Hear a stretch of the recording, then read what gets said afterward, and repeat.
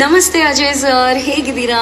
ನಾನು ನಿಮ್ಮ ಮಯೂರಿ. ಕೃಷ್ಣ ಲೀಲಾ ನನ್ನ ಮೊದಲನೇ ಸಿನಿಮಾ, ನಿಮಗೆ ಮೊದಲನೇ ಪ್ರೊಡಕ್ಷನ್ ಆ ಟೈಮಲ್ಲಿ. ಆ್ಯಂಡ್ ಆ ಸಿನಿಮಾ ಅದ್ಭುತವಾದಂತಹ ಸಕ್ಸಸ್ ಕಾಣ್ತು. ಆ ಸಿನಿಮಾದಿಂದ ನನಗೂ ಕೂಡ ಭಾರಿ ಹೆಸರು ಬಂತು. ಅದಾದ ನಂತರ ಎಷ್ಟೊಂದು ಸಿನಿಮಾಗಳನ್ನ ಮಾಡಿದೆ. ಬಟ್ ನನ್ನ ಮೆಮರೀಸ್ ಅಲ್ಲಿ ತುಂಬಾ ಸ್ಪೆಷಲ್ ಮೂವಿ ಅಂತ ನಾನ್ ಮಾಡಿರೋದ್ರಲ್ಲಿ ಕೃಷ್ಣ ಲೀಲಾನೇ ಯಾವಾಗ್ಲೂ ಆಗಿರುತ್ತೆ. ಇವಾಗ ನಿಮ್ದು ಯುದ್ಧಕಾಂಡ ಸಿನಿಮಾ ನಿಮ್ದೇ ಪ್ರೊಡಕ್ಷನ್ ಅಲ್ಲಿ ಬರ್ತಾ ಇದೆ. ತುಂಬಾನೇ ರಿವ್ಯೂಸ್, ಅದ್ಭುತವಾದಂತಹ ರಿವ್ಯೂಸ್ ಕೇಳ್ತಾ ಇದ್ದೀನಿ.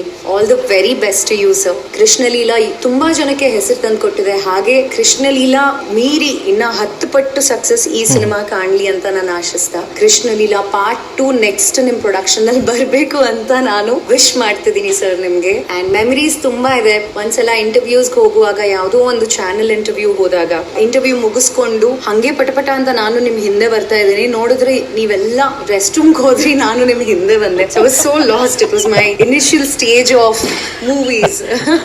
ಸೊ ಅದೆಲ್ಲ ನೆನಪು ಮಾಡ್ಕೊಂಡ್ರೆ ತುಂಬಾ ಖುಷಿ ಆಗುತ್ತೆ. ಮತ್ತೆ ನಿಮ್ ಜೊತೆ ವರ್ಕ್ ಮಾಡ್ಬೇಕು ಅಂತ ಆಸೆ. Definitely I want love to be a part of your production again. So ನಿಮ್ಮ ಒಂದು ಪ್ರೊಡಕ್ಷನ್ ಇಂದ ಅದ್ಭುತವಾದಂತಹ ಕೊಡುಗೆ ನಮ್ಮ ಚಿತ್ರರಂಗಕ್ಕಾಗ್ಲಿ ಅಂತ ಆಶಿಸ್ತೀನಿ. All the very best Ajay Rao sir, you are the best. Thank you. That was Mayuri ಅವರು. ಸೊ ಫ್ಲವರ್ ಲೀಲಾನ ಮತ್ತೆ ನಾವು ನೋಡಬಹುದಾ? ಕೃಷ್ಣ ಲೀಲಾ ಪಾರ್ಟ್ ಅಲ್ಲ, ಆಕ್ಚುಲಿ ಕೃಷ್ಣ ಲೀಲಾ ಪಾರ್ಟ್ 2 ನಾನ್ ಪ್ರೊಡ್ಯೂಸ್ ಮಾಡ್ತೀನಿ ಅಂತ ಮುರಳಿ, ಸಾರಿ ಇದೇನು ಅವ್ರು ಪ್ರೊಡ್ಯೂಸ್ ಮಾಡ್ತೀನಿ ಅಂತ ಮಯೂರಿ ಹೇಳಿದ್ದು. ಅಂದ್ರೆ Mayuri will produce second Krishna Leela part 2 ಅಂತ. So she has to fulfil that promise. ನಾನೇನು ಹೇಳಿದ್ದೆ ಅಂದ್ರೆ, ಯಾವ ಮಟ್ಟಕ್ಕೆ ಬೆಳಿಬೇಕಂದ್ರೆ Krishna Leela part 2 she has to produce.